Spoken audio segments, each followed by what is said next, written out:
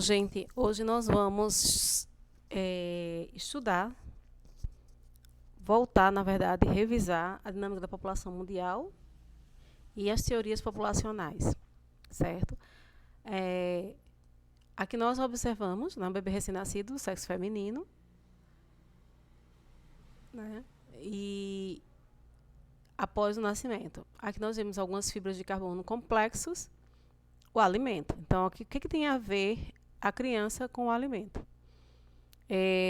A análise do aumento da população, né, que nós estudamos nas teorias que observamos, e a produção de alimento. Então, aqui nós temos uma população enorme, né, vamos dar um old stock, né, e aqui alguns animais que podem servir de alimento.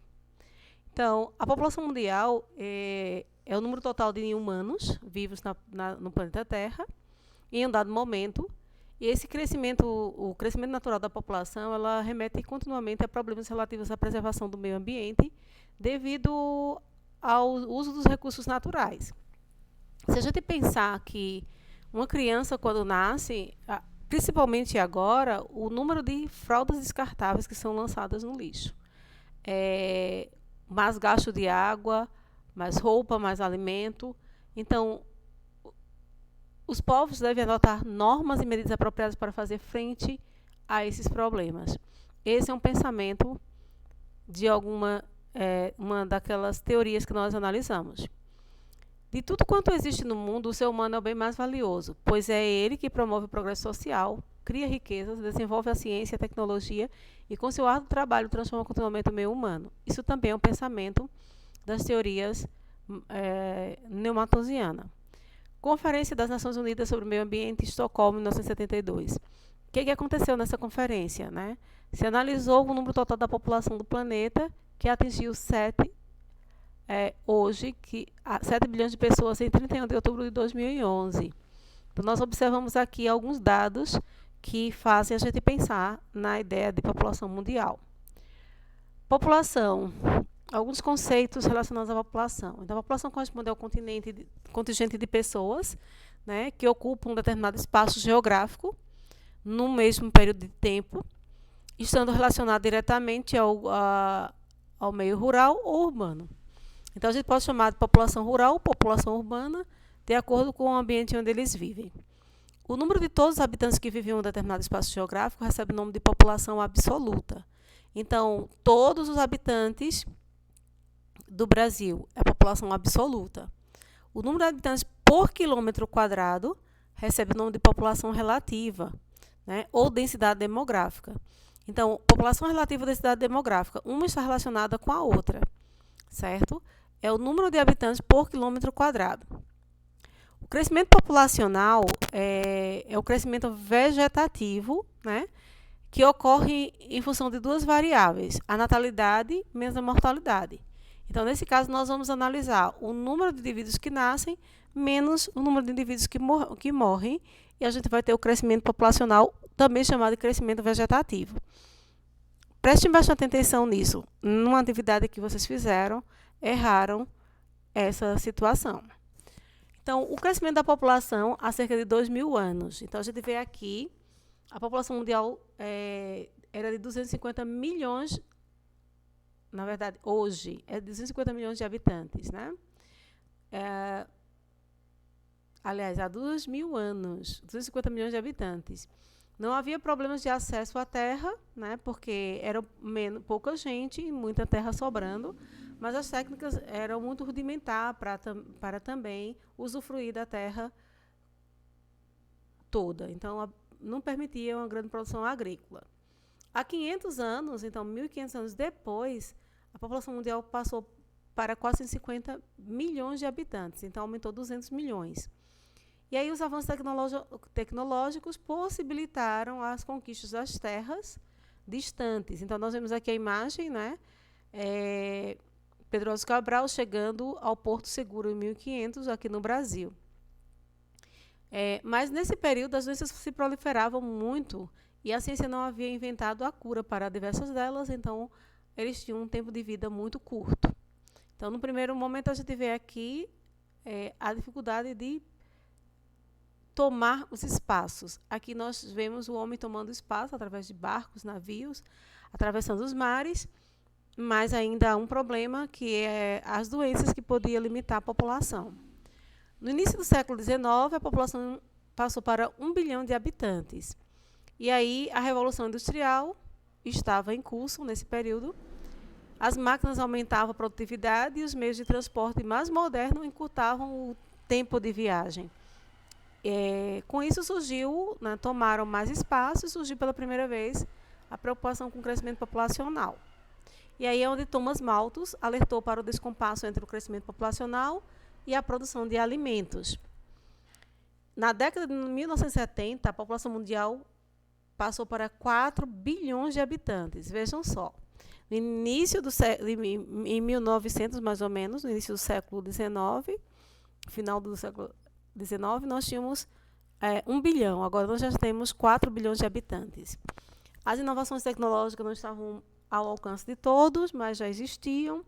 Mas o padrão de vida dos países subdesenvolvidos ficava perceptivelmente distante dos países desenvolvidos por conta da tecnologia.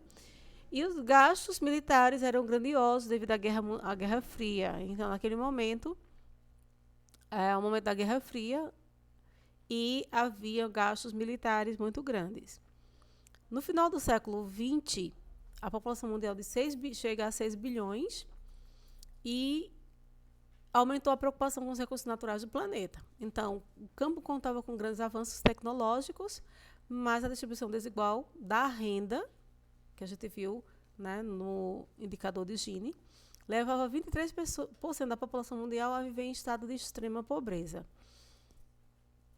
Então, a população aumenta, a produção de recursos também, mas a distribuição de renda não atende à necessidade. Censo ou recenseamento. Então, o censo é a coleta com dados estatísticos dos habitantes de um lugar, para chegar o número de nascidos, de mortos, e se houve ou não crescimento dessa população, mas também no censo pode-se observar a questão do desenvolvimento econômico da população.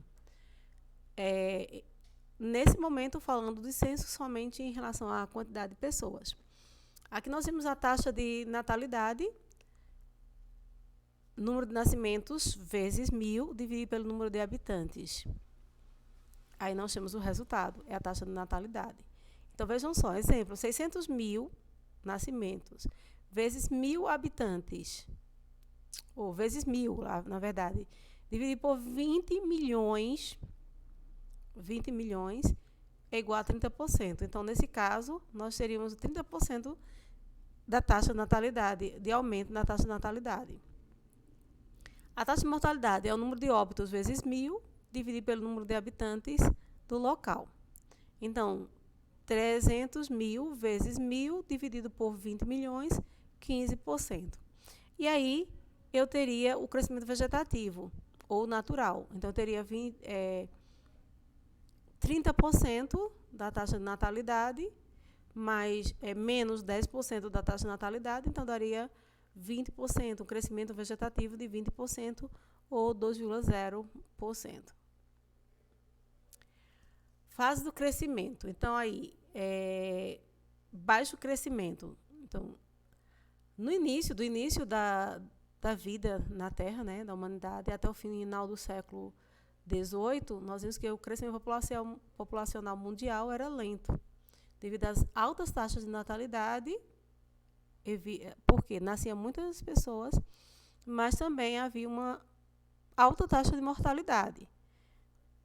Percebam isso. As famílias tinham um grande número de filhos, mas também morriam muitos ainda crianças. Então, a taxa de natalidade era grande, mas também a taxa de mortalidade era muito grande. E isso terminava apresentando uma baixa expectativa de vida ou esperança de vida nas pessoas. Então, nós temos aqui uma fórmula, taxa de natalidade menos taxa de mortalidade igual crescimento vegetativo.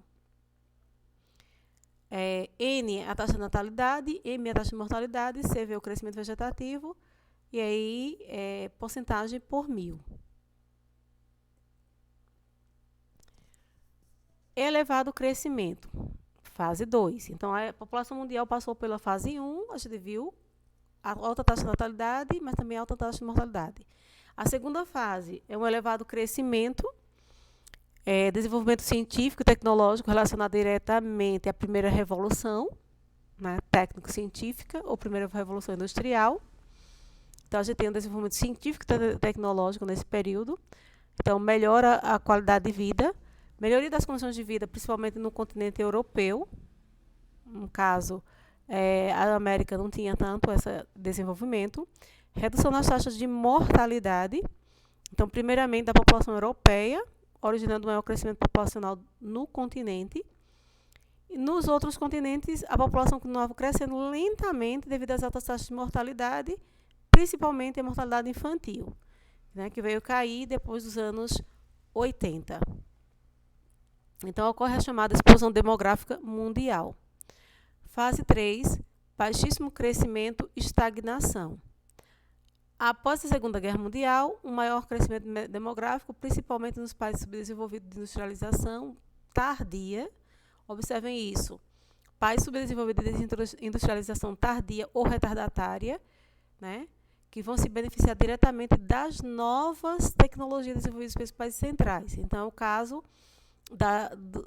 dos países da América, principalmente a América do Sul, que começa-se a beneficiar do que é produzido na Europa, isso depois da Segunda Guerra Mundial. O grande avanço médico, científico, sanitário do mundo pós-guerra, com redução das taxas de mortalidade. Então, isso é um fator, né, que influencia, principalmente a infantil, né, nos países periféricos, consequentemente, um aumento populacional na Europa. E aí, difusão de novos medicamentos, a vacinação em massa, o controle crescente sobre as epidemias e endemias. Isso aconteceu exatamente, né, o controle da poliomielite, da varíola, do sarampo, que matavam muitas crianças. O envelhecimento da população europeia ao entrar em um estado de transição demográfica, né? Então, agora, o envelhecimento da população já que melhorou as condições de vida. A Inglaterra desempenhou um papel pioneiro no processo produtivo de transformações técnicas, científicas e econômicas, que ficou conhecido como Revolução Industrial. Em 1750, a população do continente europeu era de aproximadamente 140 milhões de habitantes. Veja que em 1840, né, essa população ela passou para 270 milhões de habitantes. Então, um crescimento mais acelerado. Esse rápido crescimento populacional europeu ajuda a entender a teoria de Thomas Robert Malthus, que nos diz o quê? A propagação dessa revolução industrial para outros países, além da Europa, com os Estados Unidos, o Japão, provocou uma política de expansão imperialista que conduziu o mundo à Primeira Guerra Mundial. Os setores empresariais dispunham de mão de obra numerosa e dependente, proveniente principalmente do campo. Então, a gente observa aqui que a mão de obra era numerosa e barata. Essa mão de obra crescia em função do aumento demográfico. Então, pessoas migrando de lugares do campo para as cidades. Então, diminuía a taxa de mortalidade, principalmente a infantil, a manutenção das altas taxas de natalidade. O que acontecia? Os espaços onde viviam eram insuficientes para a sobrevivência, as pessoas saíam do campo para a cidade, e muitas vezes das pequenas cidades para as grandes cidades. A migração do campo para as cidades provocada pelos enclausures, que é o cercamento dos campos, né, que criava um contingente de indivíduos sem emprego. Então, as pessoas com pouca terra, os ricos com muitas terras, eles terminavam saindo para as grandes cidades. A produtividade da agricultura aumentava cada vez mais, ampliando a disponibilidade de alimentos e liberando mão de obra para as atividades urbanas. Então, aqui nós vemos a produção agrícola aumentando, vai ampliando disponibilidade de alimento e liberando mão de obra para a atividade urbana. Por quê? Porque na agricultura começa a se usar a tecnologia. A jornada de trabalho nas cidades tinha a duração média de 14 a 16 horas diárias, com baixos salários, é o que acontecia no período da Revolução Industrial. Inclusive, nós vemos isso quando analisamos o Dia da Mulher, né, que foi exatamente por um protesto como esse, pelo tempo de serviço, pela diminuição do tempo de serviço, melhores salários para as mulheres. Muitas mulheres foram presas em um salão e mortas. O desemprego levou à formação do chamado Exército Industrial de Reserva, e aí os novos hábitos de higiene individual e pública que passaram a fazer parte do cotidiano das cidades contribuíram decisivamente para a melhoria das condições sanitárias, limitando a proliferação de epidemias. Então, com o desconhecimento do avanço da medicina, sabe-se agora que a questão da higiene, né, lavar as mãos, o banho, tudo isso foi melhorando as condições sanitárias e melhorando também o tempo e aumentando o tempo de vida das pessoas. Nos outros continentes, exceto o europeu, o crescimento populacional manteve-se lento devido a quê? Devido a alguns fatores, como principalmente ainda a falta de controle de doenças, de endemias.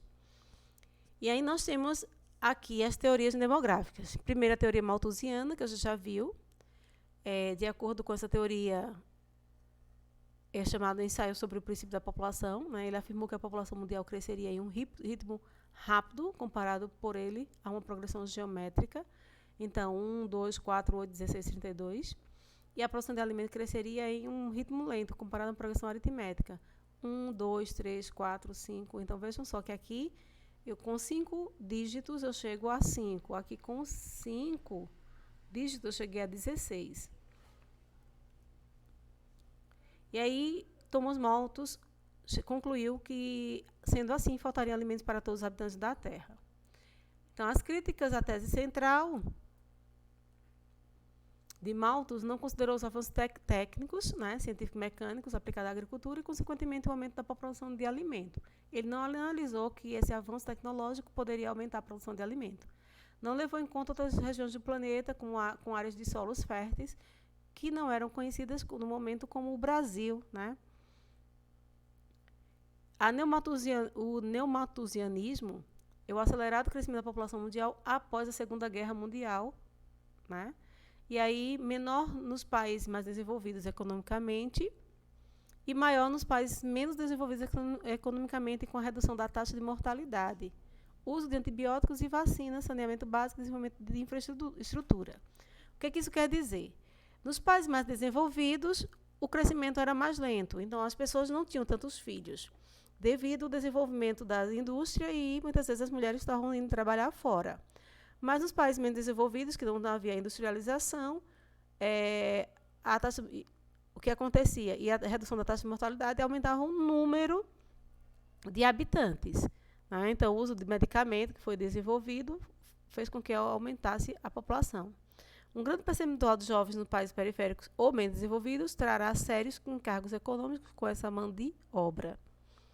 E aí nós temos a formação nos países periféricos de áreas de grande concentração de miséria, que são os bolsões, né, gerando situações de risco para o sistema capitalista internacional, né, quando acontece a miséria, acontecem as doenças, acontece também crimes e coisas desse tipo. Favoreceu a expansão do socialismo sob influência soviética ou chinesa nas áreas do chamado Terceiro Mundo.